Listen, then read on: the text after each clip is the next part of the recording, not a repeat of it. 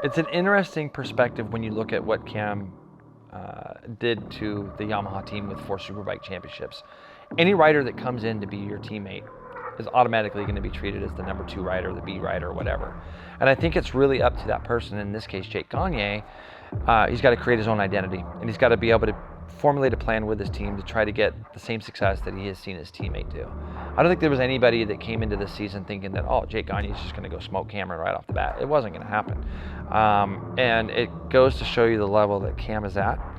And I think that when you have somebody as successful as Cam Beaubier, it might take a rider who is considered the number 2 guy on the team, it might take them a year to get to where they need to go. And you know, that first year plus that off-season testing going into their second year will be where Cam has been so positive and strong in the years past. That's where Gagne now has to be able to step forward, you know, moving on through 2020 and into 21. He's always going to be able to look at the data that Cam has and the lap times that Cam has set, and that's going to be something for Jake to try to forge ahead to.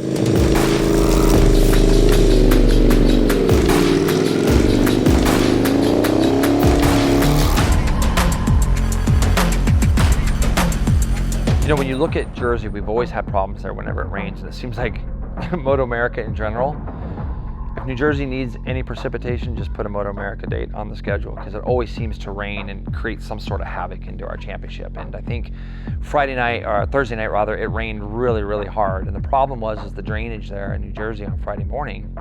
We had streams running across the track all day, and it ended up catching a couple people out. And you know, it's frustrating as a guy that sits on the other side of it and watches what goes on, because I'm sitting there and I'm thinking, the sun's been out most of the day and we still have rivers running across the track. And I think from a MotoAmerica perspective, we want to try to make it to where we can create the safest environment for our riders to be able to go out and perform at the level that they need to go do that.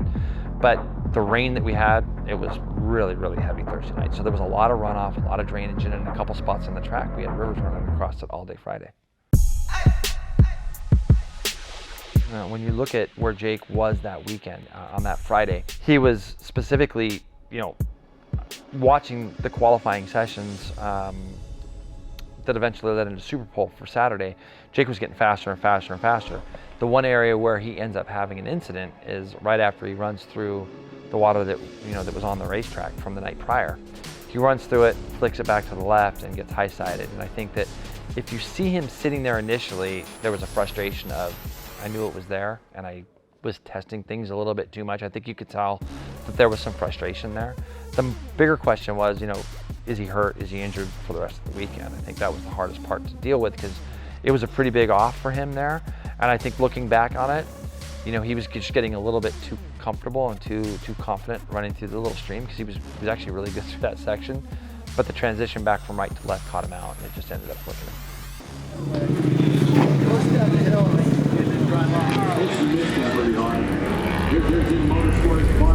Stop number 6 is here at New Jersey Motorsports Park.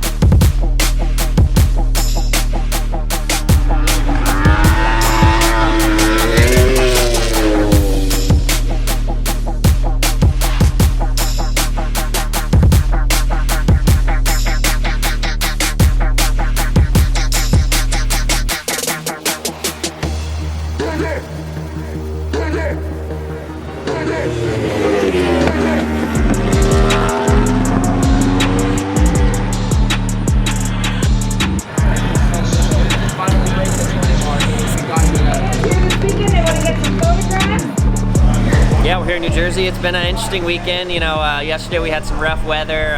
It just took a long time for the track to dry, so we had some of those little puddles and streams going across. Unfortunately, I had a pretty nice get-off yesterday, and I'm all right, you know, a little banged up, but I'm feeling it for sure. But today we rebounded. I think we had some good practice, got some laps in this morning, ended up third on the grid, so we're on the front row, and I think we're in a good shape for the race. I think we'll be getting more and more comfortable. Obviously, we all haven't had many laps this weekend, and but we're ready to go. We're ready to push it in the race and see if we can chase down Cam and bring her up on the podium. Now, Jason, look, we're going to talk about the one guy who's dominating this series, Cameron Beaubier, because he is absolutely on fire, and he's doing it by breaking records all over.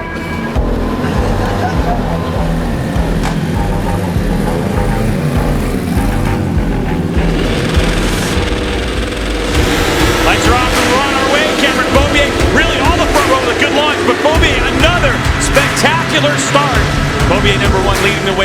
to Jake Gagne, number 11, Matthew Schultz, just like Jason said, 3 Yamahas. But then there's Tony Elias. Oh, and down goes Gagne. Gagne, another mistake from him this weekend. He can't believe it.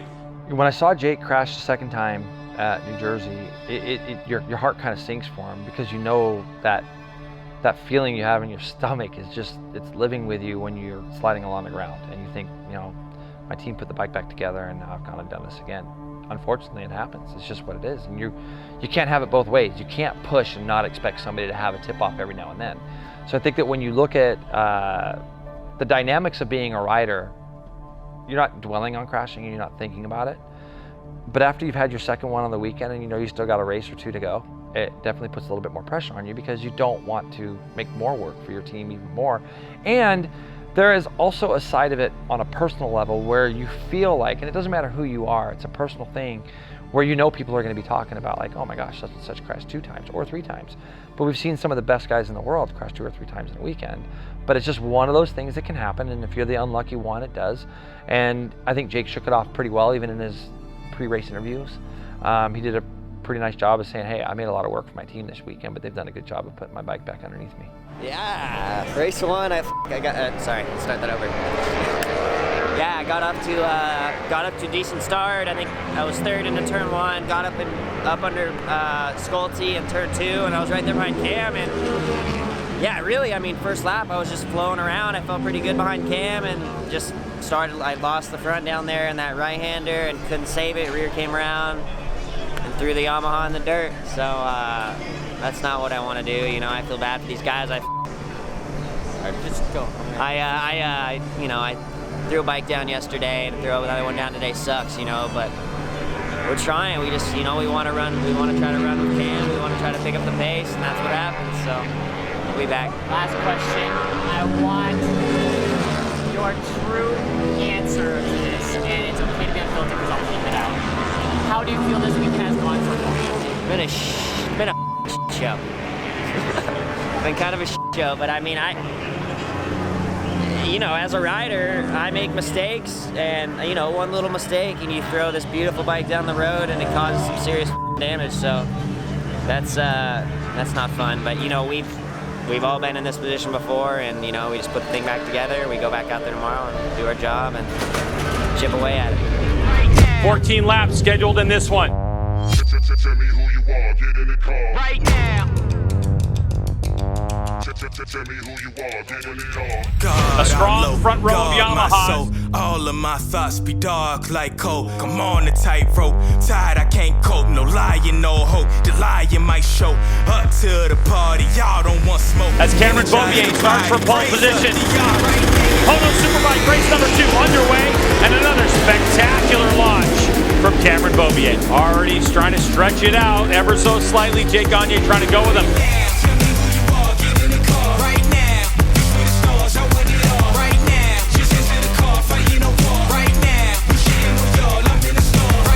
Now look at the battle for second spot between Jake Gagne and Matthew Schultz. It is closed up to within a bike length. You see Schultz now taking a shot at Gagne. Oh boy! Going to turn number 1, and he's able to make that pass. That's all set up back into turn 10 area. But if Sam holds on to that line, it looks like they're going to sneak underneath him. Sam bends it in. He's got to lift his knee because Gagne's coming through. So Gagne's really close now.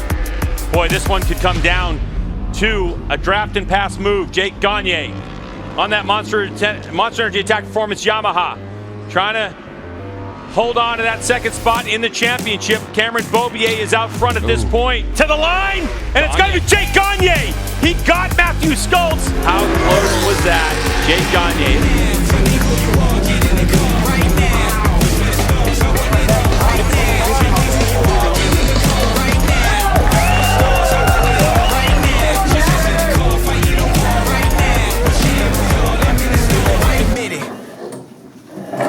Okay, we have our top 3 finishers from today's final race of the weekend, the Honda Superbike Race 2. Our winner, Cameron Beaubier. Second place, Jake Gagne. And third place, Matthew Schultz. For Jake, it's his 9th podium of the season. As I just said, he's 6 points ahead of Matthew for second in the championship. Now, Jake, you had a tough weekend, and this is probably a really good way to finish it. All right. Yeah, it's just a little sore, just a little sprain or something. No big deal. Didn't affect you at all out on the track?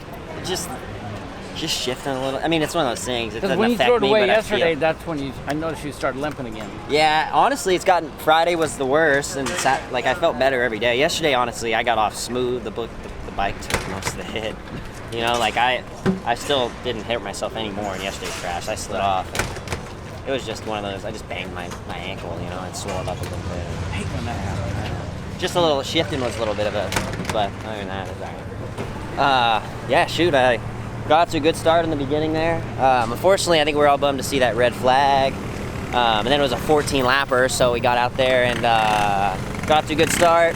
Kind of the second Cam, we tried to hang on Cam for a little while, but then he was just inching out, and then Matt came by me halfway through, and we I got to see luckily what he was doing, where I was strong, where he was strong, and I knew there wasn't a whole lot of opportunities on that last lap. He was strong. I wanted to get him in a 1, and he blocked the door pretty good, and then I figured the last turn was one of my stronger turns, so I figured if I could get the perfect drive out of that thing and set up the draft, then I could do it, and it just worked out just perfectly, you know. So it's good after a really rough weekend to bring home a podium for the guys, for sure.